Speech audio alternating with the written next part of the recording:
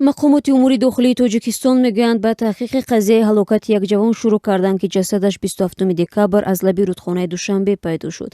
Як масъули шӯъбаи корҳои дохилӣ дар ноҳияи Фирдавсӣ рӯзи 28 декабр ба Радиои Озодӣ гуфт ки тибқи фарзияи тафтишот Исмоил Қурбонмадов даст ба худкушӣ задааст. Ба қавли манбаи Радиои Озодӣ ки нахост аз ӯ ном бурда шавад, Қурбонмадов 28 сол дошта соҳиби ду фарзанди ноболиғ аст. Дирӯз маълум шуд ки Исмоил пеш аз марг ба модараш мактубе гузошта дар он гуфтааст ки очаҷон зиқ нашавед, зиндагӣ ҳамин будааст.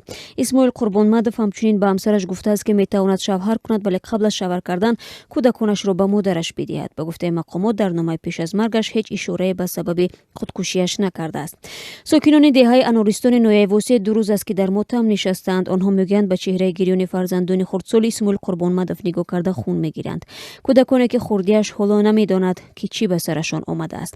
Бобохон Муминов, раиси маҳаллаи ануристон, дар суҳбат бо Радиои Озодӣ гуфт ҷасади Исмоилро пеш аз зуҳри имрӯз 28 декабр ба хок супориданд. ҷаноби Муминов аз Исмоил Қурбонмадов ҳамчун писари хуб тавсиф кард ки ба қавлаш дар ҷанозааш хурду калони деҳа ғам доштанд. раиси маҳаллаи ануристон мегӯяд асрори худкушӣ Исмоил барои онҳо ҳам нокушода аст, чун дар қайди беморон набуд ва аз қарзору буданаш низ дарак надошт.